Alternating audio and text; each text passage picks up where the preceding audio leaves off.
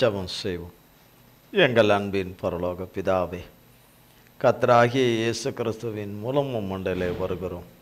தந்தையே, எங்கள் ஆவியானவரே, எங்களோடு கூட இந்த நாளிலே நீங்கள் தான் பேசணும் என்று கிறிஸ்து இயேசுவின் நாமத்தினாலே உம்மை பாதம் பணிந்து அழைக்கிறோம். ஆண்டவரே, வாங்க ஆவியானவரே, இவ்வேளையும் இத்தருணத்தையும் நீர் பொறுப்படுத்திக் கொள்ளும். மண்ணோட்டை பொறுப்படுத்திக் கொள்ளும். மாம்சமும் இரத்தமும் வேதத்தை நீர் கொடாததும் புறம்பானதும் ஒன்றும் ஒரு காலமும் என்னிலே ஒரு காலமும் காணக்கூடாதபடி தகப்பனாகிய இயேசு கிறிஸ்துவின் நாமத்தின் அக்கினினாலும் இரத்தத்தின் அக்கினினாலும் வார்த்தையின் அக்கினினாலும் என்னிலே வேரோடு சுட்டரிக்கப்பட்டு போவதாக. உம்முடைய நாமமும் ஆண்டவரே, உம்முடைய வார்த்தையும் வசனமும் உம்முடைய இரத்தமும் ஆண்டவரே, உம்முடைய அபிஷேகமும் உம்முடைய கிருபா வரமும் நீர் ஆண்டவரே அபிஷேகத்தை எண்ணெயும் ஆண்டவரே அபிஷேக தைலத்தினாலும் என்னை அதிகமாய் நிரப்புவீராக. உம்முடைய மன்னிப்பின் கிருபையின் இரக்கத்தினாலே நிரப்புவீராக. உம்முடைய வல்லமையின் பலத்தினாலும் சத்துவத்தினாலும் உம்முடைய சாரத்தினாலும் வெளிச்சத்தினாலும் ஒளியினாலும் நித்திய ஜீவ ஒளியினாலும் நித்திய ஜீவனாலும் தகப்பன் ஆகிய தேவனை நிரப்புவீராக. அப்படியே ஆராதனையிலே பங்கு பெறுகிற ஆண்டவரே, சகல உம்முடைய பிள்ளைகள் யாவரையும் நீர் நிரப்பி அருளும், நிரப்பி அருளும், நிரப்பி அருளும், நிரப்பி அருளும், நிரப்பி அருளும், நிரப்பி ஆண்டவரை நீரே உம்முடைய பிரசன்னத்தினால் நிரப்பி எங்களை ஆண்டு கொள்ளும். எங்கள் பிதாகுமாரன் பரிசுத்த ஆவியானவருடைய நாமம் மட்டுமே மகிமைப்படுவதாக. இயேசு கிறிஸ்துவின் மூலம் ஜெபிக்கிறோம் பிதாவே. ஆமேன், ஆமேன், ஆமேன்.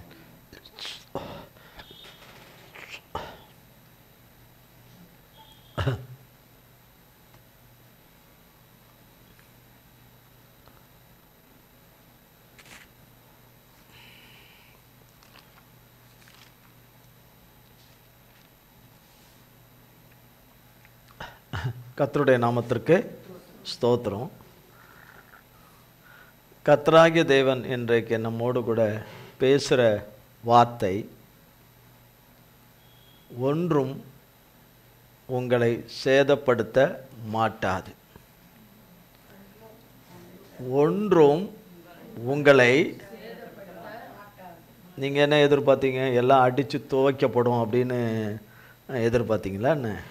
ஒன்றும் உங்களை சேதப்படுத்த மாட்டாது என்ற வார்த்தை இந்த நாளிலே கர்த்தர் நம்மோடு கூட ஆவியானவர் பேச இருக்கிற வார்த்தை, ஒன்றும் உங்களை சேதப்படுத்த மாட்டாது என்ற வார்த்தையில் தான். இது எந்த பகுதியில் இருக்குன்னா, லூக்கா 10:19 இருக்குது. சர்ப்பங்களையும் தேள்களையும் மிதிக்கவும் சத்ருவின் சகல வல்லமையும் மேற்கொள்ளவும் நான் உங்களுக்கு அதிகாரம் கொடுக்கிறேன். அதற்கு கீழே கடைசியில் வரும், ஒன்றும் உங்களை, ஒன்றும் உங்களை முதல்ல ஆரம்பிக்கப்படுது. ஒன்றும் அப்படின்னா அப்போ அநேகம் நம்மை சேதப்படுத்த வருகிறது. வருகிறதை சேதப்படுத்தாதபடி கர்த்தருடைய நாமம் அதை தகர்த்து போடுகிறது. கர்த்தருடைய நாமம் அப்போ ஒன்றும் என்று சொன்னால் அநேகம் வருகிறது. ஒரு நாளிலே அநேகம் வருகிறது. ஒரு நாளிலே அநேகம் வருகிறது. அவைகள் ஆவியிலும் ஆத்மாவிலும் சிந்தையிலும் மனதிலும் எண்ணத்திலும் பார்வையிலும் மூளையிலும் சகல விதத்திலும் உள்ளும் புறமும் வருகிறது. அதை கர்த்தருடைய நாமம், கர்த்தருடைய அடைக்கலத்தில் இருக்கிறவர்களுக்கு கர்த்தருடைய நாமம் அதை அழிக்கிறது. கர்த்தருடைய அடைக்கலத்தில் இல்லைன்னா அழிக்காது, அழிக்காது. கர்த்தருடைய அடைக்கலத்தில் இருக்கிறோமா இல்லையான்னு பார்த்துக்கணும். நான் அடைக்கலத்தில் நான் இருந்தால் கவனம் சிதையாமல் இருப்பேன். கிளாஸில் சிதமாமல் இருந்தேனான்னு நம்ம பொய் சொல்லாமல் சொல்லணும். நம்ம பொய் சொல்கிறது நம்ம வழக்கம். ஆனால் இந்த ஒரு இதில் நம்ம கவனமாக இருந்தோமா, நம்மளை துக்கப்படுத்துகிற காரியம், நம்ம வேதனைப்படுத்துகிற காரியம், நம்ம நோக பண்ணுற காரியம், நம் மனம் வழுவி போகும்படியாக இருக்கிற காரியம், நம் மனம் சிதறும்படியாக இருக்கிற மனங்கள் எல்லாம் சிதறும்படியாக ஆவி முறிஞ்சு போகிறபடியாக இருக்கிற காரியம், ஒன்றுமில்லாத நிலைமை, குறை. இந்த குறை என்பது ஏதாவது இருக்குது அப்படின்னா தான் அந்த பகுதிக்கு குறை என்ற வார்த்தை பயன்படுத்தணும். இவ்வளோ இருக்கிறதுக்கு இவ்வளோ இருக்குன்னா அப்போ குறைவு அங்கே. எதுவுமே இல்லைன்னா குறைவு என்ற வார்த்தை அநேகர் பயன்படுத்துகிறாங்க. ஆனால் அது சரி கிடையாது. குறைவு அங்கே கொஞ்சம் குறைவுபட்டிருக்குன்னா அது வேற. திராட்சை ரசம் குறைவுபட்டது. ஏசப்பா வாழ்ந்த காலத்தில் திருமணத்தில் வந்தபோது வசனம் அப்படிதான் சொல்லுது, திராட்சை ரசம் குறைவுபட்டது. அங்கே மீதி திராட்சை ரசம் அந்த உணவை அந்த உணவை சாப்பிடக்கூடியவங்க திராட்சை ரசத்தை அருந்த கூடவங்க இன்னொரு பாக்கி 500 பேர்கிட்ட இருக்கிறாங்க அப்படின்னு வச்சுக்குவோம். அங்கே இருக்கிறது ஒரு 100 பேருக்கு தான் இருக்குது. 100 தான் இருக்குது. ஒரு டம்ளரில் ஒரு அரை ஒரு பாக்கெட் பால் இருக்கு. ஒரு பாக்கெட் பால் இருக்கு. அதை ஒரு பாத்திரத்தில் ஊற்றுறோம். என்ன இப்போ எதிர்பாராமல் ஒரு 10 கூட ஒரு 5-6 பேர் வந்துட்டாங்க. அதனால் என்ன பண்ணுவோம், ஒரு பாக்கெட் பாலுக்கு பதிலாக 5 பாக்கெட்டு பால் தண்ணியை அதில் ஊற்று. வெள்ளை கலராக இருக்குல்ல, அது போதும். அவங்க என்ன வெள்ளை கலரில் மாற்றி கொடுத்தாதான் இது என்ன நீ வேற மாதிரி கொடுக்குறேன்னு. அது பாலாக கொடுத்தா வெள்ளை கலரு, அது காப்பியில் கலரில் போயிடுச்சுன்னா அந்த வெள்ளை கலரு காப்பி கலராக மாறி போகுது. அது தண்ணியில் போனால் தான் என்ன, எதில் போனால் என்ன. அவங்க வாயில் வச்ச உடனே நல்லா இருக்கான்னு கேட்டால் வந்து குடிக்கிறது ஓசி காப்பி. இதில் வேற நம்ம எதையாவது ஒன்று சொல்லிட்டு தண்ணியாக இருந்தது, நாக்கில் ஒட்டலை, அது குடித்தா மாதிரியே இல்லை, பச்சை தண்ணியே தேவலான்னு ஏதாவது சொல்ல என்றைக்குமே காப்பி இல்லாமல் போயிடும். நல்லா இருக்குன்னு சொல்லிட்டு பேருக்கு ஒரு உதட்டில் சொல்லிட்டு போவாங்க. உள்ளத்தின் ஆழத்திலேருந்து இருதயபூர்வமாக சொல்ல மாட்டாங்க. அது கடைசியில் அது பாலாவும் இல்லை, அது காப்பியாவும் இல்லை. அதுக்கு தண்ணியே எடுத்துகிட்டு வந்து கொண்டாந்து கொடுத்துட்டு தண்ணியை கொண்டாந்து கொடுத்துட்டு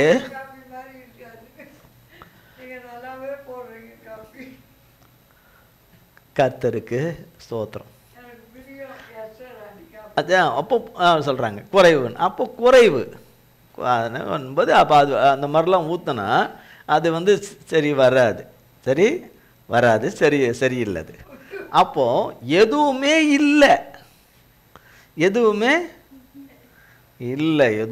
இல்லைன்னா அது இல்லை தான். அது இல்லாதவைகளை இருக்கிறவைய அடைக்கிற தேவன் கர்த்தர்.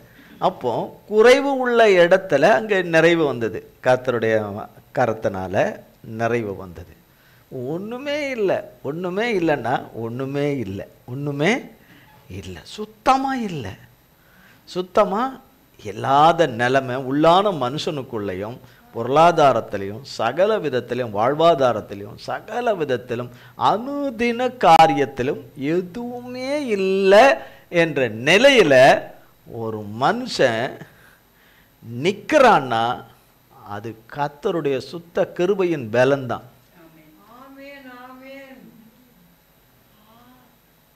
அதுதான் உன்னதமானவருடைய பலன். அது அதனால்தான் ஓடினாலும் அவர்கள் இளையப்படுவாங்க, அவர்கள் சோர்ந்து போக மாட்டார்கள் என்றதெல்லாம் இதுதான். சோர்ந்து போக மாட்டார்கள். இப்போ ஸ்தோத்திர பலி சொல்கிறோம், அசராம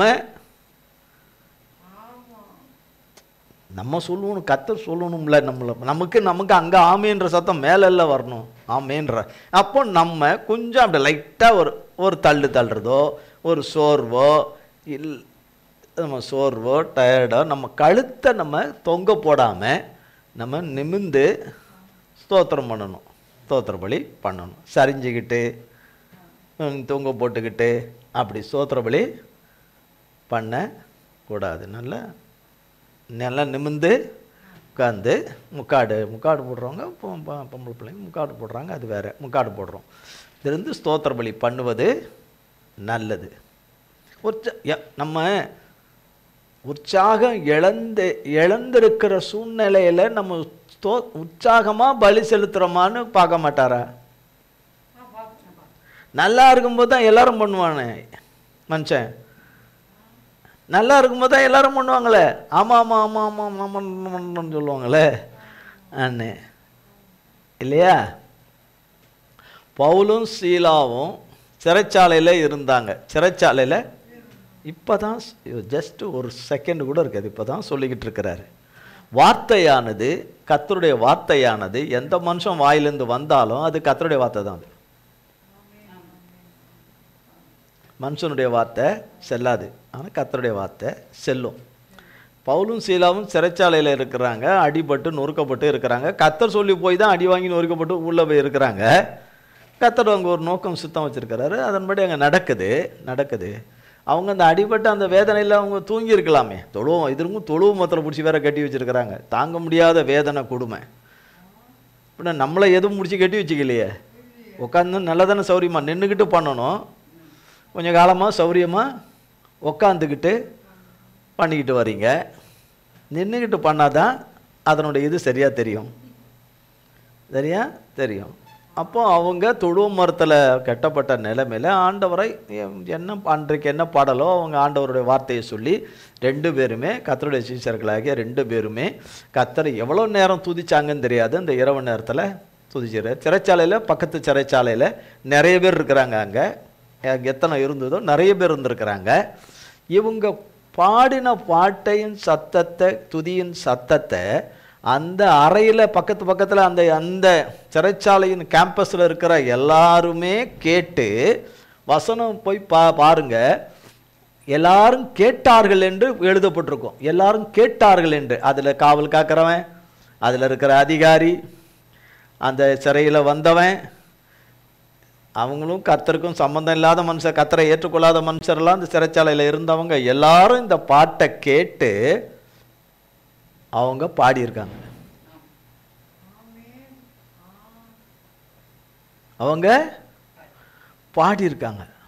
அவங்களுக்கு ஆச்சரியத்தின் மேலே ஆச்சரியம், வியப்பின் மேலே பெரிய வியப்பு என்னன்னா, எப்படி ஒருத்தர் இப்படி பாட முடியும், கர்த்தரை ஸ்தோத்திரிக்க முடியும், எப்படி துதிக்க முடியும்?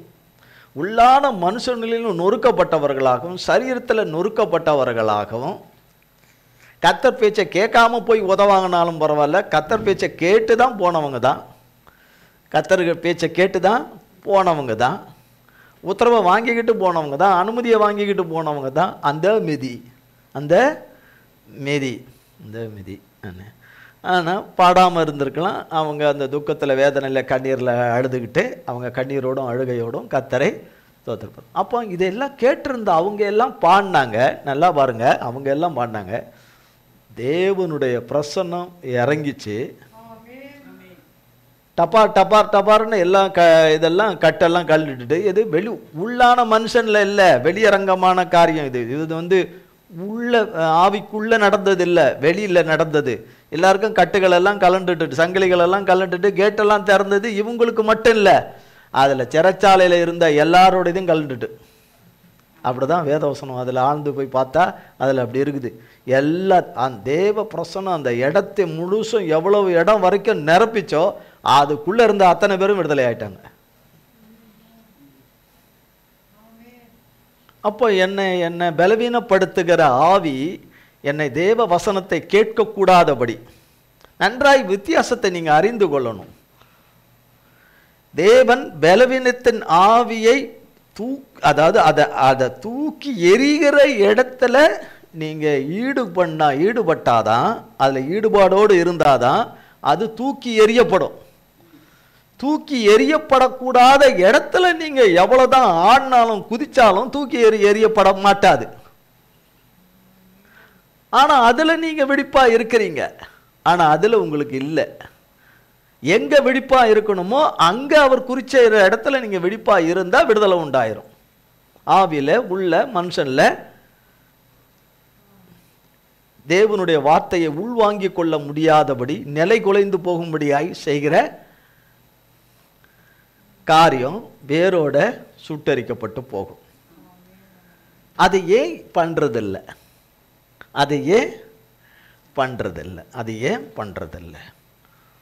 அநேகம் நம்முடைய சிந்தனையில் இருக்கிற ஜாட்டி, ஈட்டி, அம்பு, குத்தூசி, கத்தி, இது எல்லாம் இருக்குது.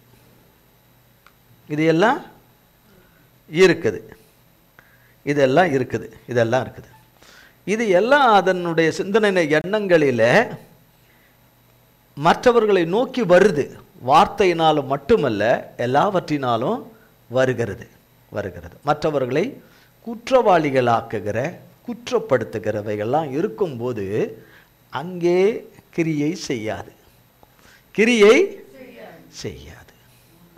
ஆவியானவர் இப்போ நீங்கள் புதுசாக ஆண்டவரை ஏற்றுக்கொண்ட ஒரு மகனோ மகளாக இருந்து நீங்கள் இன்னைக்கு கதர்னீங்கன்னா ஆவியானவரால் வந்துடுவார்.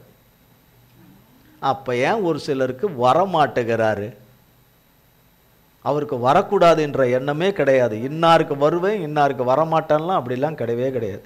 உண்மையாய் அவரை நோக்கி இயேசுவின் நாமத்தினாலே தங்களை தாழ்த்தி மன்னிப்பு கேட்டு, ஏசப்பா உங்கள் ரத்தத்தினால கழுவி என்னை ஏற்றுக்கொள்ளும், நீங்கள் வாங்க என்னை ஆண்டு கொண்டு என்னை நடத்துங்கன்னு உண்மையாக கேட்குறவங்களுக்கு வந்தே தீருவார். அப்போ ஏன் வரமாட்டேங்கிறாரு? ஏன் வரமாட்டேங்கிறாருன்னு நம்ம கேட்கணும்ல. ஏன் வரமாட்டுறாரு ஆண்டவர்? அப்போ எங்கிட்ட தானே இருக்குது பிரச்சனையே. என்னை சுற்றி இருக்கிறவங்க கிட்ட பிரச்சனை இல்லை, என்கிட்ட தான் இருக்குது. அது என்கிட்டனா அவர்கிட்ட தான் இருக்குது.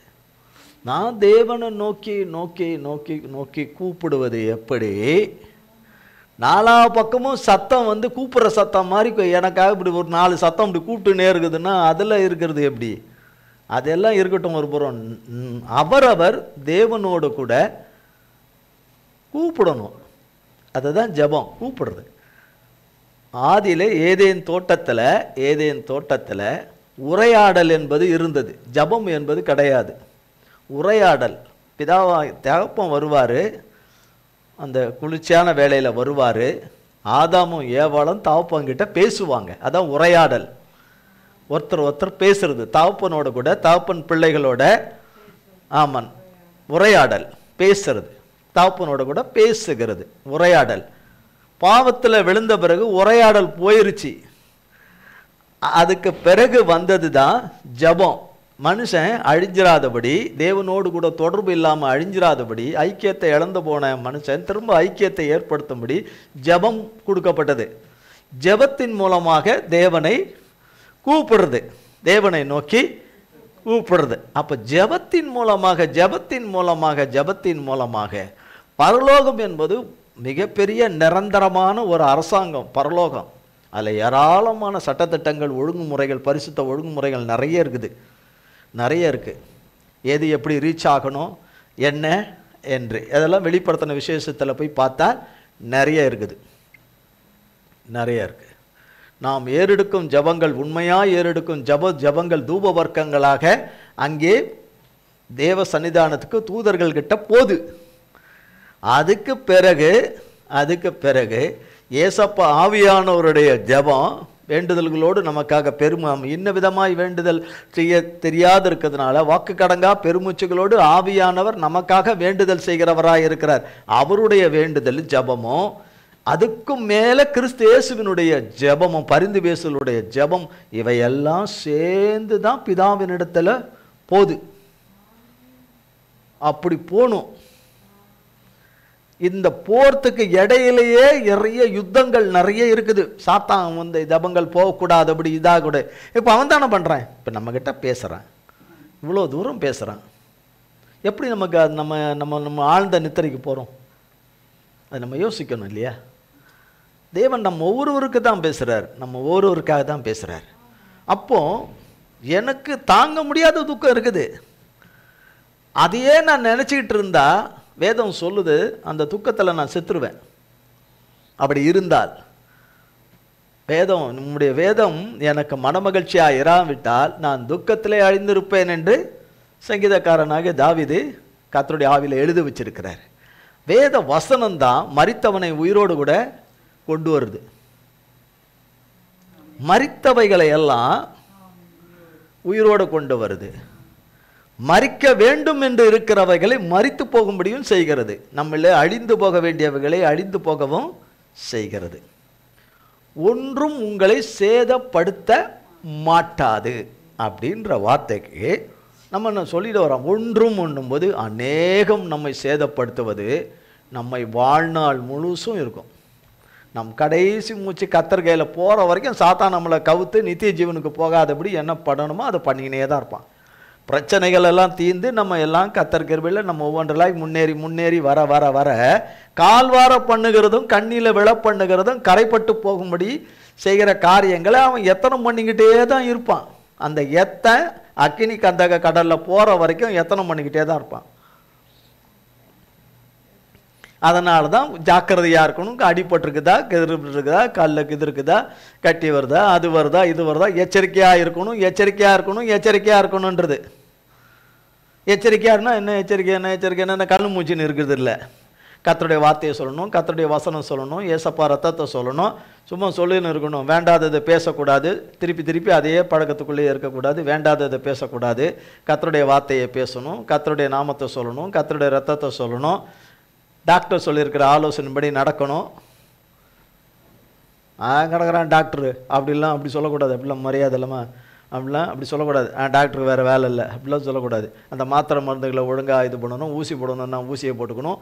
எல்லாவற்றுக்கும் மேலே கர்த்தர் பரிகாரி, சுகமளிக்கிறவர், குணமாக்கிற கர்த்தர், பரம வைத்தியர், நம்ம கிருபையாய் குணமாக்கி காப்பார்.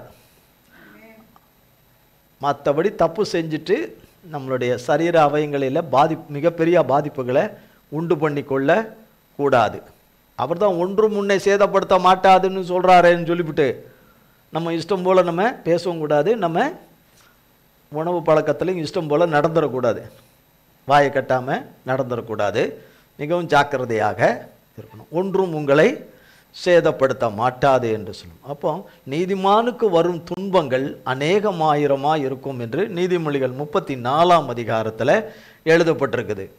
நீதிமானுக்கு வரும் துன்பங்கள் அநேகம் ஆயிரமாயிருக்கும். கர்த்தர் நடுவுல நின்று விடுவிப்பார். விடுவிக்கிற நேரம் வரும்போது விடுவிச்சிடுறாரு.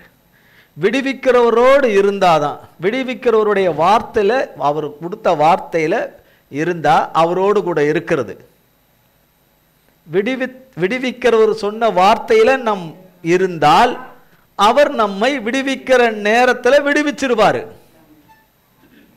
விடுவிக்கிற நேரமும் வேலையும் அவர் கரத்தில் இருக்கு, விடுவிச்சிருவார். என்ன நம்ம மேலே கல் எறியக்கூடாது. கர்த்தருடைய வார்த்தை எப்படி சொல்லும்? நீங்கள் எல்லாரும் உங்கள் ஆவியானவரை பெற்றுக்கொள்ளணுன்ற எண்ணத்தில் தான் சொல்கிறோம். உங்களுக்கு ஆவியானவர்லாம் கிடைக்கவே கூடாது அப்படின்னு நான் எவ்வளோ நினச்சாலும் உங்களுக்கு கிடைக்கணும்னு வச்சுட்டாருன்னா அது கிடைச்சிரும். இங்கே கிடைக்கக்கூடாதுன்னு நினைக்கிறவனால உங்களுக்கு கிடைக்காம போகிறது கிடையாது. கிடைக்கணும்னு நீங்கள் வாஞ்சியாக தாகமாக கேட்டால் உங்களுக்கு கொடுத்துருவார். உங்களுக்கு கிடைக்கக்கூடாதுன்னு எத்தனை பேர் நின்று உங்களுக்கு பண்ணாலும் நீங்கள் கேட்டுக்கிட்டே இருந்தால் உங்களுக்கு அவர் கொடுக்க தான் செய்வார். கிடைக்கக்கூடாதுன்னு சொல்கிறவங்களுடைய இதை கேட்க மாட்டார். அதுபோல் நாம் அடைய வேண்டியதை அவரிடத்தில் கிருபையாய் அடைய வேண்டியதை அடையக்கூடாது என்கிற கட்டவிழ்ப்புகளை எல்லாம் அழித்து அடைந்து கொள்ளும்படி செய்வார். அப்போ எனக்கு உள்ள எவ்வளவு இருக்குன்னு பாருங்க. ஏன்னா உலகத்திலேயே ஆவியானவர் தான் மிக சிறந்த நபர். திரியேக தேவன் தான் நம்பர் 1. அது 3 பேரும் எல்லாம் ஒன்று தான். ஆவியானவர் ஒரு மனுஷனுக்குள்ள இந்த நடத்துகிற ஆவியானவருக்கு நிகராக யாருமே கிடையாது. இலவசமாக தான் வர்றாரு ஏசப்பாவால. எந்த காசு பணத்தை கொடுத்து உலகத்தின் அத்தனை செல்வங்களை கொடுத்து ஆவியானவரை வாங்கவே முடியாது. ஆவியானவரை தவிர இருக்கிற அத்தனை மனுஷனுக்குள்ள பேசுற அத்தனை ஆவிகளும் சாத்தான் ஆவி. பரிசுத்த ஆவியானவரை தவிர்த்து மற்றது அத்தனையும் சாத்தான் ஆவி. அப்போ பரிசுத்த ஆவியானவர் நம்மிடத்துக்குள்ளே வருவதற்கு, பரிசுத்தர் வருவதற்கு அவர் விருப்பம் உள்ளவராய் இருக்கிறார். அவர் வந்தாதான் கிறிஸ்துவை குறித்தும் பிதாவை குறித்தும் நமக்கு எல்லாமே சொல்லி கொடுப்பாரு. வேதத்தில் இருக்கிறத எல்லாம் சொல்லி கொடுத்து நடத்துகிறவர் அவர் மட்டும்தான். இப்படி இருந்தே நம்ம கால் சறுக்கி விழுந்து மண்டை உடையிற காரியங்கள் நடந்துடுது. புத்தியீனமான காரியங்கள், மதிகேடான காரியங்கள் நடந்துடுது. ஒன்றும் உங்களை சேதப்படுத்த மாட்டாது. சேதப்படுத்த மாட்டாது என்ன சொல்லுது. ஏசாயா 43ஆம் அதிகாரம்.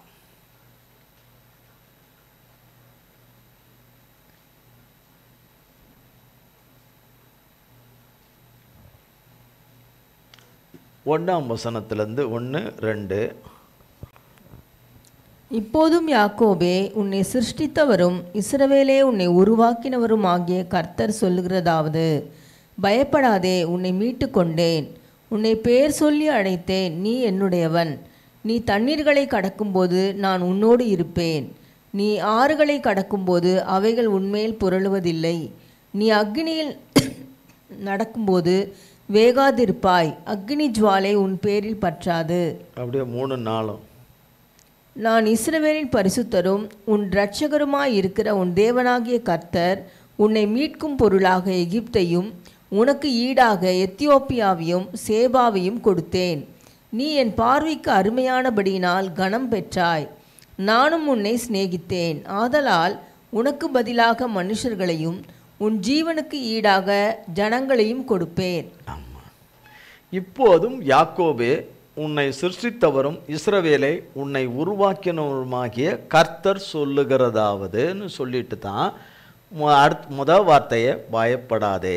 அப்படின்னா பயப்படுகிற காரியங்கள், சேதப்படுத்த வருகிற காரியங்கள், ஒன்றுமில்லாமல் பீஸாக போயிடுற மாதிரி வர்ற காரியங்கள் வரும். பயப்படாத, பயப்படாத, நான் உன்னை மீட்டுக்கிட்டேன். மீட்க முடியாத நிலைமையில் இருக்கிறவனை பார்த்து, தன்னை விடுவித்து கொள்ள முடியாத இருக்கிறவனுடைய நிலைமையை பார்த்து, யாராலையும் விடுவிக்கப்பட முடியாதவனுடைய நிலைமையை பார்த்து, எதிலையும் விடுவிக்கப்பட முடியாத நிலைமையில் இருக்கிறவனையும் இருக்கிறவளையும் பார்த்து தான் கர்த்தர் மீட்டு கொண்டேன். அப்படின்னா அதற்குரியதை அவர் செய்து வச்சுட்டு தான் சொல்றார் மீட்டு கொண்டேன். அதற்குரியதை அவர் செய்துதான் மீட்டு கொண்டேன் என்று சொல்றார். அப்போ மீட்டு கொண்டேன் என்று சொல்லும்போது சொல்லுகிறார், உன்னை பெயர் சொல்லி அழைத்தேன், நீ என்னுடையவன். நீ பிறக்கத்துக்கு முன்னாடி உனக்கு பேரும் வச்சுட்ட, நீ என்னுடையவன், நீ என்னுடையவ. நீ தண்ணீரில் கடக்கும்போது ஏன் ஒன்றும் உன்னை சேதப்படுத்த மாட்டாது என்று சொல்லப்படும் போது, கர்த்தர் விரும்புகிற ஒரு பாத்திரங்களாக, கர்த்தருக்குரிய பரிசுத்தம் உள்ள பாத்திரங்களாக ஒவ்வொருவரும் உருவாக வேண்டியது இருக்குது. ஒவ்வொருவரும் கர்த்தராலே உருவாக வேண்டியது இருக்குது. அவர் எடுத்து அந்த உருவாக வேண்டியதில் ஒரு மனுஷனை முழுமையாய் சுத்தப்படுத்த வேண்டியதாக இருக்குது. உள்ளும் புறமும் அவனை முற்றிலுமாக, உள்ளான மனுஷனை சுத்தமாக கழுவி எடுக்க வேண்டியதாக இருக்குது. அவனை சுத்திகரிக்க வேண்டியதாய் இருக்குது.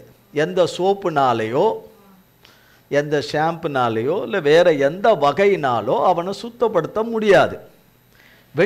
வெளிப்பிரகாரமாக சுத்தப்படுத்தலாம், அதுவும் கொஞ்சம் அங்கங்கே குறைகள் இருக்கத்தான் செய்யும், அதுவும் முழுமை கிடையாது. அது இல்லை.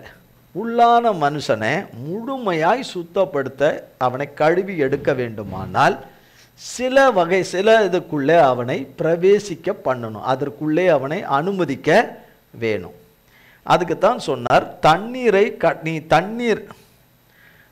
நல்லா பாருங்க வசனம், 2வது வசனம் வாசிங்க. நீ தண்ணீர்களை கடக்கும்போது, ஒரு நிமிஷம், அதுல என்ன போட்டிருக்கு? அதுல தண்ணீர்களை அப்படின்னா எத்தனை வகைக்கு வகை. தண்ணீர் என்பது பிரச்சனை,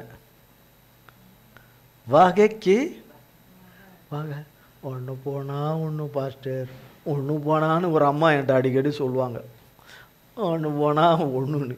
இன்னும் அவங்க பரீட்சையிலலாம் எதுலேயுமே இன்னும் பாஸ் ஆகலை. இன்னும் பாஸ் ஆக வேண்டியது எல்லாருக்கும் இருக்குது. பாருங்க, நீ தண்ணீர்களை கடக்கும்போது அதுக்கு நம்பர் இல்லை, என்ன இல்லை. ஒன்றும் உன்னை சேதப்படுத்த மாட்டாது என்று சொல்லும்போது அநேகம் இருக்கிறதுக்கும் நம்பர் நமக்கு தெரியல, நம்பர் இல்லை. இங்கேயும் சொல்லப்படுது, நீ தண்ணீர்களை கடக்கும் போது அப்படின்னும் போது அந்த பாதைகள், அதன் வழியாய் கடந்து போவது. அதில் ஒரு ப்ராசஸ். தண்ணீருக்குள்ளே போகிறது ஒரு மனுஷனை சுத்திகரிக்கிறதுல, தேவ சுத்திகரிப்பில் ஒரு ப்ராசஸ். அது ஒரு ப்ராசஸ். அது ஒரு ப்ராசஸ். அது அந்த ப்ராசஸில் நீ கடக்கும்போது நான் உன் கூட இருப்பேன். மனுஷர் வழக்கத்தில் இந்த ப்ராசஸில் போகும்போது தேவன் அவனோடு இல்லை, அவளோடு கூட இல்லை என்று தான் உலகம் சொல்லும். ஏனால் உலகம் தன்னுடையதை சிநேகிக்கும். உலகம் நம்மை பகைக்கிறதற்கு முன்னாடி அந்த சராசரங்களை படைத்தவரை பகைத்தது இந்த உலகம். இந்த உலகமும் உலகத்தில் விழுந்து போய் கிடக்கிற தேவனாலே விழுந்து போய் கிடக்கிற சாத்தானாலே பகைத்த உலகம் இது. தேவனை பகைத்த உலகம், அவரை பகைத்த உலகம் நம்மை கண்டிப்பாக பகைக்கும். உலக சிநேகம் தேவனுக்கு விரோதமானது. தேவனுக்கு விரோதமானது. தேவ பிள்ளைகளுக்கும் அது விரோதமானது. அப்போ உலகம் அவருடைய பிள்ளைகளிலே அன்பு கூறாது. அதுக்குள்ள இருக்கிறது சாத்தான். அசுத்தனாகிய சாத்தான், பொல்லாதவன், ஆதி முதலாய் மனுஷ கொலைபாதகனும் திருடனும் பொல்லாங்கானாய் இருக்கிறவன்.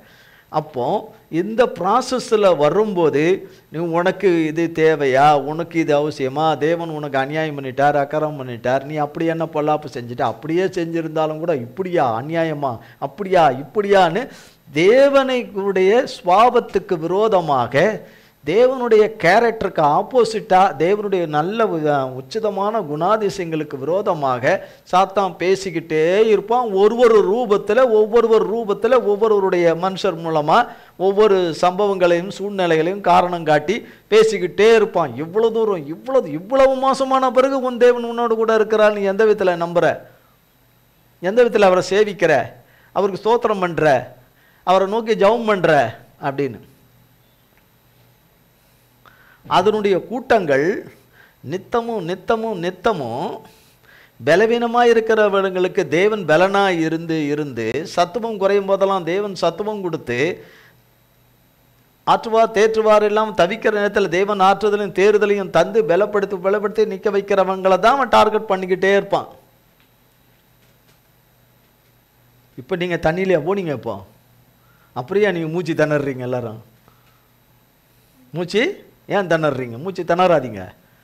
20 நிமிடம் கூட இல்லை, 15 நிமிஷம்தான். ஒன்லி 15 நிமிடம் பாருங்க. அப்போ நமக்கு தான் பேசுகிறார் கர்த்தர், நமக்கு தாங்க பேசுகிறார் கர்த்தர். பக்கத்தில் அங்கே போகிறவங்களும் வர்றவங்களுக்கா பேசுகிறாரு? நமக்கு தான் பேசுகிறாரு. யாருக்கு இந்த வேலையில் பேசணுமோ அவருடைய பிள்ளைகளுக்கு தான் பேசுகிறாரு. அப்போ இதை போகும்போது இதில் நிறைய கழுவப்படுது, நிறைய அசுத்தங்கள், அசுத்தமான எண்ணங்கள், அசுத்தமான சிந்தனைகள், பார்வைகள், என்னென்ன கிரியைகள் நிறைய இருக்குது. அது வகை இன்னும் நிறைய இருக்குது. 14 வாரம் போகுது. அப்போ எக்கச்சக்கமாக இதில் போக வேண்டியது எல்லாம் கொஞ்சம் கொஞ்சமாக போகும். கொஞ்சம் கொஞ்சமாக போகும். தண்ணீர்களை கடக்கும் போது அடுத்தது 6, அதுக்கு அடுத்தது என்னது? ஆமாம், 6ன்னு இல்லை, ஆறுகளை. என்னது? நாம் வாழும் நமக்கு தேவன் தந்திருக்கிற இந்த நல்ல தேசத்தில் ஏராளமான ஆறுகள் இருக்கு, பிரம்மாண்டமான ஆறுகள்லாம் இருக்குது, மீடியமாக இருக்கிற ஆறுகளும் இருக்குது, நீண்ட தூரம் எத்தனையோ இன்னொரு தேசத்துக்கே போகக்கூடிய ஆறுகளும் இருக்குது. அப்போ அப்படிப்பட்ட ஒரு இன்னொரு ப்ராசஸ், இதுக்கு அடுத்த ஒரு பெரிய ப்ராசஸ் ஆறுகள் என்ற ப்ராசஸ். அதுக்குள்ள சுத்திகரிக்கிற மிகப்பெரிய ஒரு சுத்திகரிப்பு, அதுக்குள்ள போய் சுத்திகரிப்பு. அதுக்கு பிறகு அக்கினி. அதுக்கு பிறகு என்னது? அக்கினி ஒன்றுமே கிடையாது. கையை விடலாம், காலை விடலாம், அது மேலே ஏறி உட்காந்துக்கலாம், எகிரி குதிக்கலாம்.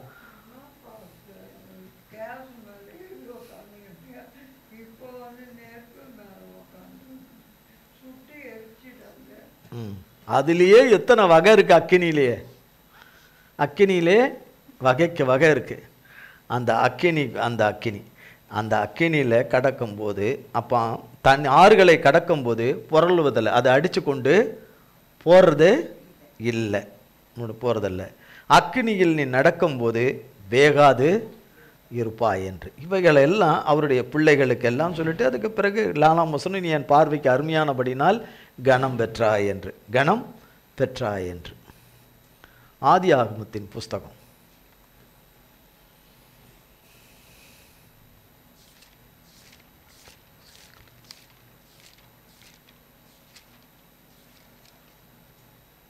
37ஆம் அதிகாரம் 1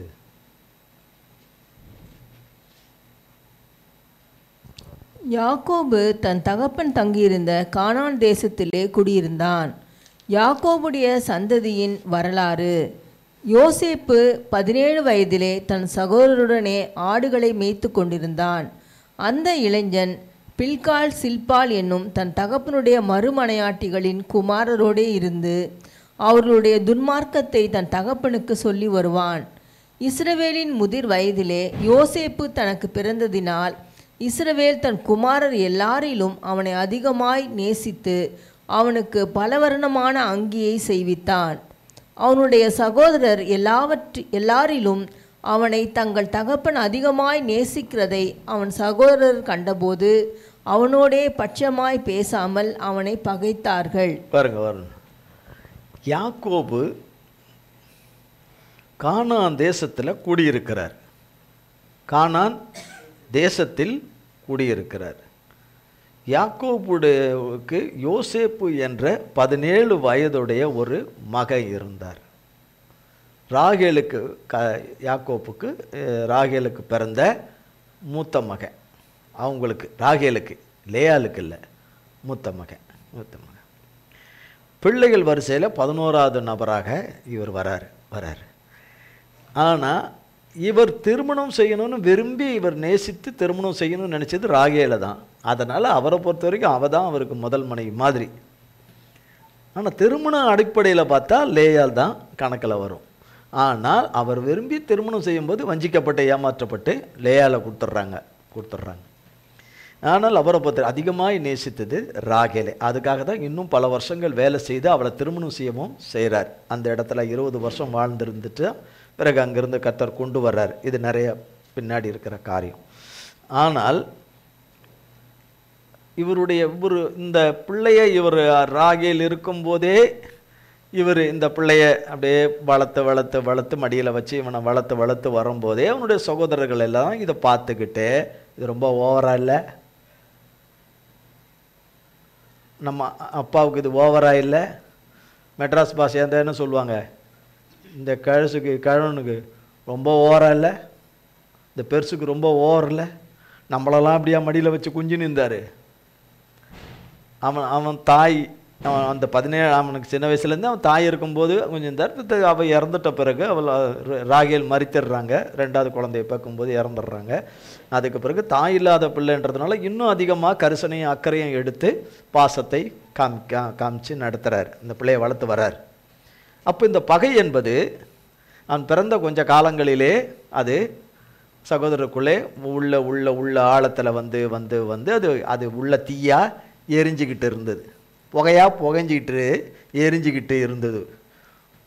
புகை கண்ணில் பார்க்கறதுக்கு புகை தெரியல. ஆனால் அவங்க நடந்து கொள்கிற விதங்கள், அவனோடு கூட யோசேப்போட நடந்து கொள்கிற விதங்களில் அது யோசேப்பு அதை பார்க்குறான். சகோதரர்கள் நம்ம மேலே அன்பு இல்லை, நமக்கு விரோதமாக தான் இருக்கிறாங்க, நம்ம மேலே பட்சமாக இல்லை, நம்ம விதமாக இருக்கிறாங்க என்பதையும் தன் தகப்பனிடத்தில் யோசேப்பு சொல்லாமல் இருந்திருக்க மாட்டார். ஏன்னா இவங்களுடைய துன்மார்க்கத்தை எல்லாம் சொல்லி வர்றதுனால அவர் கேட்காம இருப்பாரா? கேட்பார். அப்போ இது எங்கிருந்து தெரியுது? அப்போ இவன் போய் தான்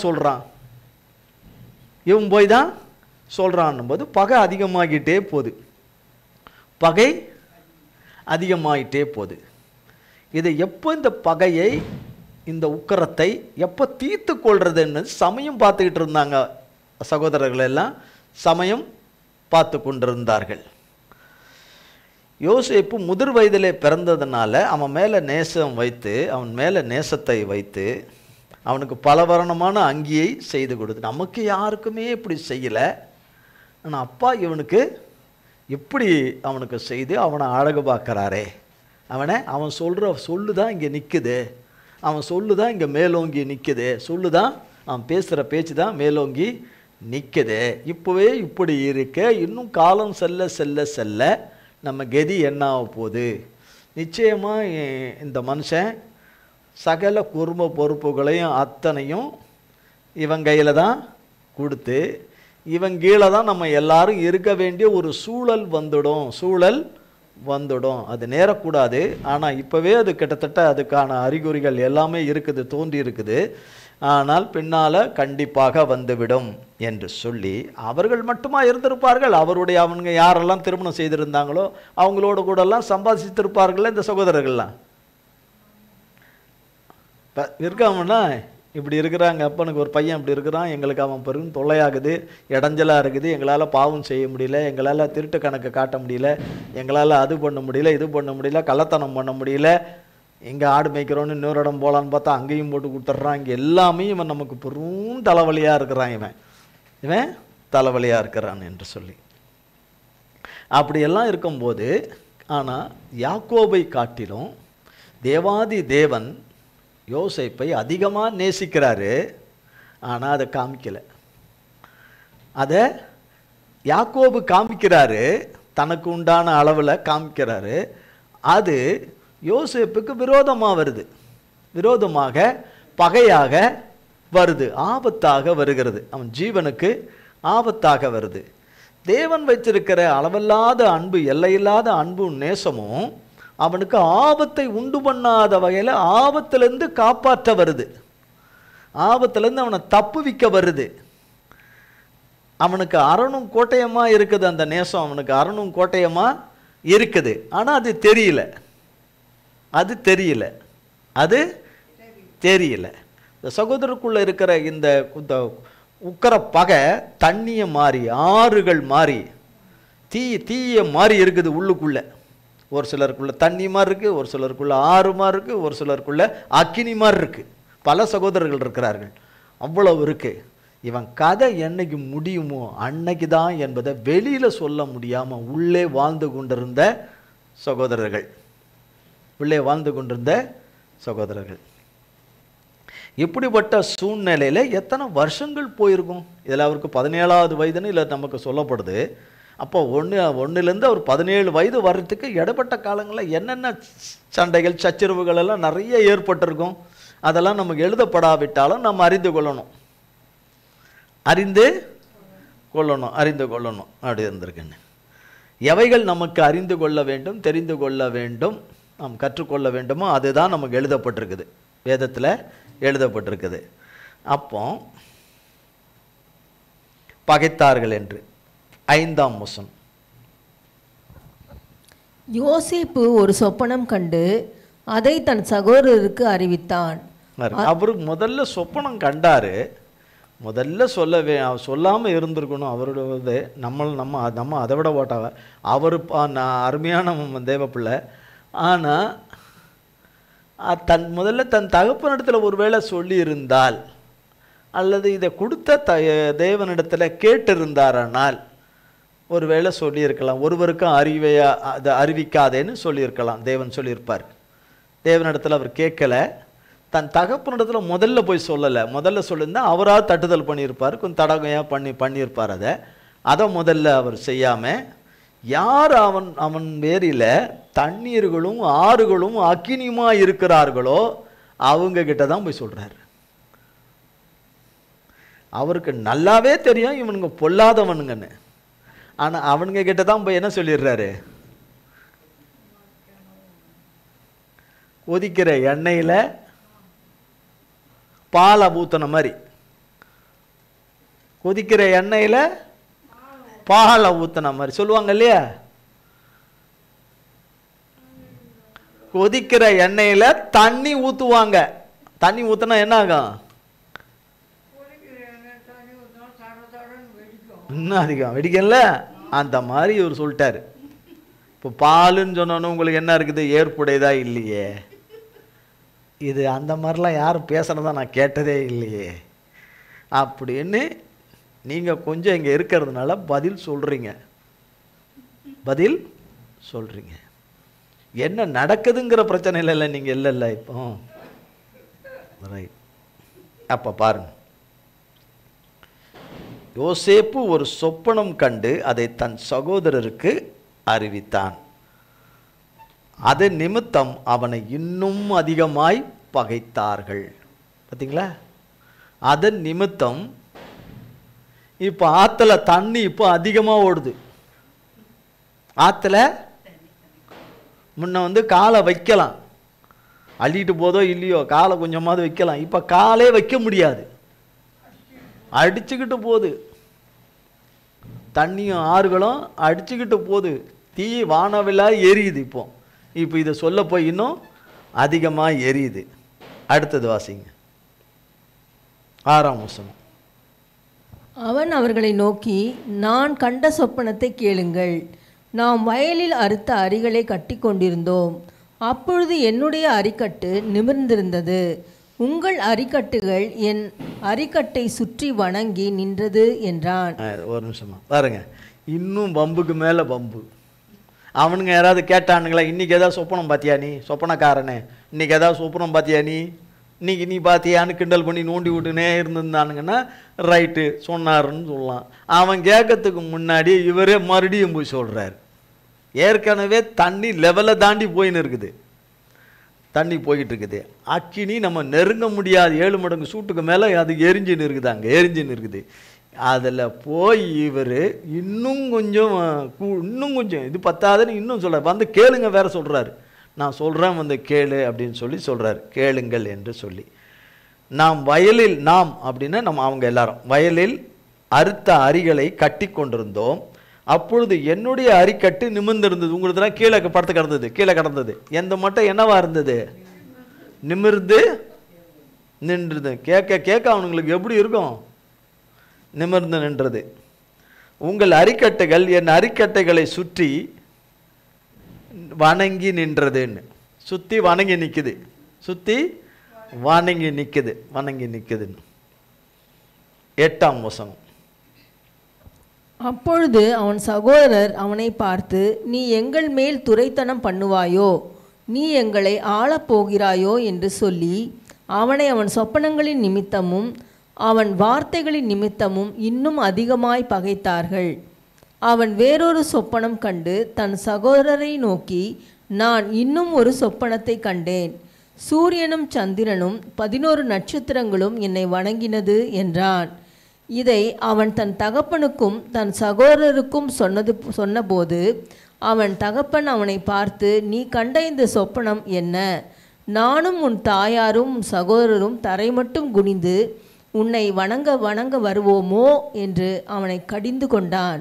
அவன் சகோதரர் அவன் மேல் பொறாமை கொண்டார்கள். அவன் தகப்பனோ அவன் சொன்னதை மனதிலே வைத்து கொண்டான். இன்னும் போயிட்டே இருக்குது இது. அடுத்தது இன்னொன்று சொல்கிறாரு, இன்னொன்று வந்துச்சு, இன்னொரு சொப்பனம் இது வாங்க ஒன்று திருப்பி மறுபடியும் சொல்கிறாரு. சொல்ல சொல்ல சொல்ல சொல்ல அவங்க அப்பா இல்லைன்னா இவனை என்ன செஞ்சுருப்பாங்களோ. ஆனால் அப்பாவை ஒரு பாதுகாப்பாக அந்த இடத்துல வச்சிருக்கிறார் கர்த்தர். அவரை யாக்கோபை வச்சிருக்கிறார். எல்லாத்துக்கும் மேலே பரலோக தாப்பும் அவரோட கூட இருக்கிறார். ஆனால் இவங்களுக்கு கொஞ்சம் அர்த்தம் தெரியுது, ரொம்ப தெரியலனா கூட கொஞ்சம் அர்த்தம் தெரியுது. ஒரு 100ல் ஒரு 10 தெரியுது இவங்களுக்கு, மீதி 90 தெரியாது, 10 தெரியுது. நீ எங்களை துரத்தனம் பண்ணுவாயோ, எங்களை ஆளப்போகிறாயோ என்ன. இந்த சொப்பனத்துக்கு கொஞ்சம் அர்த்தம் தெரியுது இவங்களுக்கு, கொஞ்சம் அர்த்தம் தெரியுது. அந்த அர்த்தத்தின் அடிப்படையில் இவங்க கேட்குறாங்க. இன்னும் அவன் சொன்ன சொப்பனமும் அவன் சொன்ன வார்த்தையின்படி. இப்போ இது சொல்லும்போது யோசேப்புக்கு 17 வயது இருக்கும்போது கர்த்தர் இந்த 2 சொப்பனங்களையும் கொடுக்கும்போது இது வாக்குத்தத்தம். இது அவருக்கு கொடுத்த வாக்குத்தத்தம் இது கொடுக்குறார். இப்படி நான் உன்னை செய்ய போகிறேன், உன்னை ஆசீர்வதிக்க போகிறேன், உன்னை வயத்த போகிறேன், உருவாக்க போகிறேன், இன்னும் வயத்த போகிறேன்னு சொல்லிட்டு எல்லாமே அடங்கினது கொடுத்துட்டார். இது கொடுக்கும்போது இவர் எந்த ப்ராசஸுக்குள்ளேயும் போகாதவர். இப்போ சொன்னேன் இல்லையா, அநேக அநேக ஆறுங்க, அநேக அக்கினிக்குள்ள போகாதவர். போகிறதுக்கு முன்னாடி கர்த்தர் கொடுத்துட்டார். இதை கர்த்தர் கொடுத்ததுனால இவர் அதை முழுமையாக சுதந்திரித்து கொள்கிற ஒரு முழுமையான கர்த்தருக்குரிய செம்மையான பாத்திரம் என்பது அர்த்தமல்ல. இதுக்கப்புறம்தான் இருக்குது, இதுக்கப்புறம்தான் ப்ராசஸ் என்பது அவர் பண்ண போகிறார். அதை தகப்பன் மனதிலே வைத்து கொண்டார் என்று சொல்லும்போது இது எப்படி போய் எப்படி முடிய போகுதுன்னு அவர் உள்ளே வச்சுக்கிட்டார். யாக்கோபு தேவனோடு கூட சஞ்சரிக்கிறவர், தேவனோடு கூட ஐக்கியத்தில் உறவில் தொடர்பில் இருக்கிறவர். அப்படிப்பட்டவர் உள்ளத்தில் யோசிக்கிறாரு, இது ஒரு பெரிய ஒரு காரியமாச்சே, இது ஒரு பெரிய வேலையாச்சே, தேவனுடைய காரியமாச்சே, இதற்கு இவனை தேர்ந்தெடுத்து நடத்த போறேன்றாரு கர்த்தர். அப்போ இதில் ஒரு பெரிய ஒரு உருவாக்குதல் ஒன்று இருக்குதே, அவனை உருவாக்குற ஒரு உருவாக்குதல் இருக்குதே, இது எந்த வகையில் போய் இது உருவாகும், எந்த வகையில் போய் இது உருவாகி இதில் இவனுக்கு கொடுக்கப்பட்ட அந்தனுடைய காட்சி நிஜமாக எப்பொழுது இவன் வாழ்வில் வந்து நிற்கும் என்பது அவருக்குள்ள அது அந்த இது. ஒருவேளை அதை குறித்து கர்த்தரிடத்தில் இந்த சொப்பனங்களின் குறித்து இதை குறித்து அவர் யாக்கோபு தேவனிடத்தில் ஒருவேளை கேட்டிருப்பார். கர்த்தர் பதிலே கொடுக்கல. கர்த்தர் யாக்கோப்புக்கு பதிலே கொடுக்கல. அதனால யாக்கோபை வெறுக்கிறாரா? யாக்கோபை நேசிக்கலையா? யாக்கோபு மேல அன்பு இல்லையா? யாக்கோபு கூட இல்லையா? அவரு இருக்கிறாரு.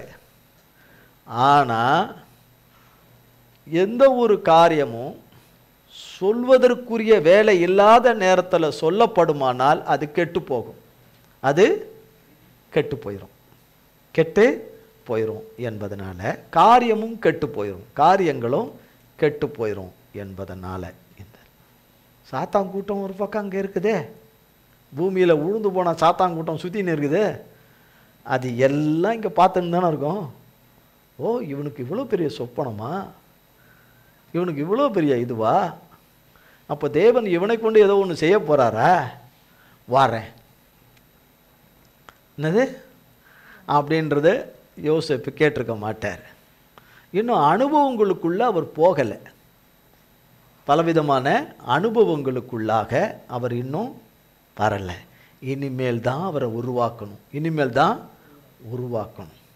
யாக்கோபு கிட்ட பர்மிஷன் கேட்டால் பர்மிஷன் கொடுக்க மாட்டார். இங்கே இருக்கானுங்களே நிறைய இருதடியானுங்க, இதுக்கு முன்னாடி பிறந்திருக்கிறானுங்களே, அவனுங்களை பிடிச்சி தரேன், அதில் யார் நீங்கள் சொல்லுங்கள், அவனுங்களை பிடிச்சி தந்துடுறேன், கொண்டு போயிருங்க, கொண்டு போய் தூக்கின்னு போடுங்க, தண்ணியில் போட்டு முக்குன்னு முக்குங்க, அங்கே போட்டுல எதில் வேணாலும் முக்குன்னு இந்த இவனுங்களை இருதடியானுங்களை முக்குங்க, இவனை விட்டுடுங்கன்னு இருப்பார், இவனை விட்டுடுங்கன்னு இருப்பார். அதுக்கு பதிலாக என் ஜீவனை எடுத்துக்கங்க, அதெல்லாம் எடுத்து அவர் என்ன பண்ண போகிறாரு? செய்ய முடியாது.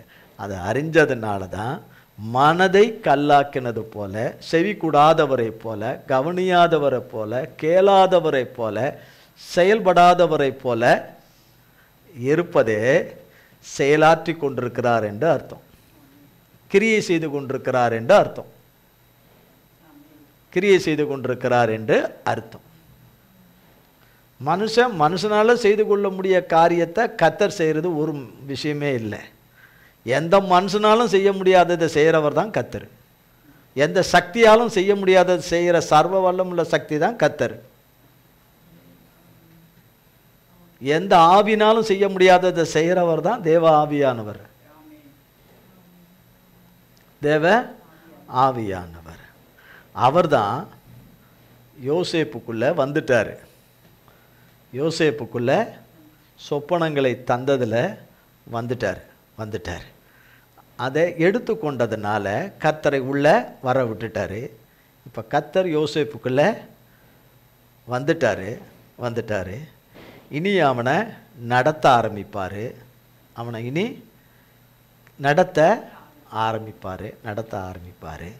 பார்வைக்கு அது எல்லாமே ஒன்றுக்கு ஒன்று மோசம் என்பது போல போனாலும் முடிவு என்னவா இருக்குது என்றால் ஒன்றும் உங்களை சேதப்படுத்த மாட்டாது. இப்போ சேதப்படுத்துகிற காரியத்தை தான் அவர் பார்க்க ஆரம்பிப்பார். இந்த அதிகாரத்துக்கு பிறகு தான் ஆரம்பிப்பார். ஆனால் அதில் வரும்போது சேதப்பட்டு போகாமல் இருக்கிறோம் போது அப்போ யாரை பார்க்க ஆரம்பிக்கிறாரு? இதுக்கு முன்னாடி அப்பாவை பார்த்துட்டு இருந்தாரு, அப்பா சொல்கிறத வச்சு தேவனை பார்த்துக்கிட்டு இருந்தாரு. இப்போ அப்பாவும் இல்லை யாரும் இல்லை, டைரெக்டாக யாரை தான் இப்போ அவர் கான்டாக்ட் பண்ணுறாரு, இப்போ பண்ண போகிறாரு? கர்த்தரை தான், எல்லாவற்றுக்கும் தகப்பனாக இருக்கிற அவரை தான் என்ன சொல்லிட்டு. இனி அவருடைய எல்லாவித தொடர்பு ஐக்கியமும் யாரோட தான்? கர்த்தரோட கூட தான், உன்னதமான தேவனோட கூட தான். கர்த்தர் இந்த வார்த்தைகளை நமக்கு ஆசீர்வதிப்பாராக. இதனுடைய அடுத்த வாரம், இதனுடைய கண்டினியூட்டி அடுத்த வாரம் கர்த்தருடைய கிருபையினால் தொடரும். ஏனென்றால் ஒரு பேட்ச் இதுக்கு அடுத்தது போனால் இன்னொரு 3/4 மணி நேரம் போகும், இன்னொரு 3/4 மணி நேரம் போயிடும். அதுக்கு அடுத்தது போகணுன்னா அப்புறம் இங்கே தான் இருக்கணும். அப்புறம் இங்கே சாஞ்சிவிங்க, நான் மட்டும் தான் பேசிக்கிட்டு இருக்கணும். கர்த்தருக்கு ஸ்தோத்திரம். கர்த்தர் அந்த வார்த்தைகளை நமக்கு பல கோடி மடங்காய் ஆசீர்வதிப்பாராக. ஒன்றும் உங்களை சேதப்படுத்த மாட்டாது என்று சொன்ன தேவன் நம் ஒவ்வொருவரும் கூட இருப்பாராக, கண்மணியாய் காத்து நடத்துவாராக. நம்மளுடைய எல்லா தேவைகளையும் அவருடைய மகிமையின் ஐஸ்வர்யத்திலே சந்தித்து நிறைவாக்கி நம் கண்ணீரை ஆனந்த கண்ணீராய் மாற்றுவாராக. நம் துக்கம் சந்தோஷமாய் கர்த்தராலே மாறுவதாக. சஞ்சலமும் தவிப்பும் ஓடிப்போய் நித்திய மனமகிழ்ச்சி நம் ஒவ்வொருவர் பேரிலும் கர்த்தராலே தங்கி தரித்திருப்பதாக. கர்த்தர் இந்த வார்த்தைகளை நம் ஒவ்வொருவருக்கும் ஆசீர்வதிப்பாராக. ஜெபம் செய்வோம். எங்கள் அன்பின் பரலோக பிதாவே, கர்த்தராகிய இயேசு கிறிஸ்துவின் மூலம் மண்டையிலே வருகிறோம். தந்தையாகிய தேவனே, இந்த நாளில் வெளியிலும் இந்த பரிசுத்த மாலை ஆராதனை ஆண்டவரே, நீர் மெய்யாகவே நீர் விரும்பினபடி நடத்தி கொடுத்தீர். நீர் எண்ணினபடி நடத்தி கொடுத்தீர். நீர் எழுதியிருக்கிற எழுத்தின்படி நடத்தி கொடுத்தீர். ஆண்டவரே, உம்முடைய மனம் விரும்பினபடி நடத்தி கொடுத்தீர். அதன்படி உம்முடைய நாமம் உம்முடைய பிள்ளைகளிலே மகிமைப்பட விவிதமாக தான் மகிமைப்பட வேண்டும் இக்காலத்திலே என்று நீர் வைத்தபடி உம்முடைய நாமம் மகிமைப்பட்டதற்காய் கோடி கோடி கோடி கோடி ஸ்தோத்திரம். ஆண்டவரே, சத்தியத்தை கேட்ட எங்கள் யாவரையும் உமது கரத்திலே கொடுக்கிறோம். உம்முடைய கல்வாரி இரத்தத்தினாலே மூடி மறைத்து கண்மணியாய் காத்துக்கொள்ளும். உம்முடைய இரத்தத்தின் மறைவுக்குள்ளே வைத்துக்கொள்ளும். இயேசு கிறிஸ்துவின் மூலம் ஜெபிக்கிறோம் பிதாவே. ஆமேன், ஆமேன், ஆமேன். என் ஆத்துமாவே கர்த்தரை ஸ்தோத்ரி, என் முழு உள்ளமே பரிசுத்த நாமத்தை ஸ்தோத்ரி. என் ஆத்துமாவே கர்த்தரை ஸ்தோத்ரி, கர்த்தர் செய்த சகல உபகாரங்களை மறவாதே. ஆமேன், ஆமேன், ஆமேன். கர்த்தராகிய இயேசு கிறிஸ்துவின் கிருபையும் பிதாவாகிய தேவனுடைய அன்பும் பரிசுத்த ஆவியானவருடைய அந்யோன்ய ஐக்கியமும் பராமரிப்பும் பாதுகாவலும் என்றென்றைக்கும் நம் மனிதரோடு கூட சதா காலங்களுக்கும் நிலைத்திருப்பதாக. ஆமேன், ஆமேன், ஆமேன். இயேசுவின் ரத்தம் ஜெயம். இயேசுவின் பரிசுத்த நாமத்திற்கே ஸ்தோத்திரம்.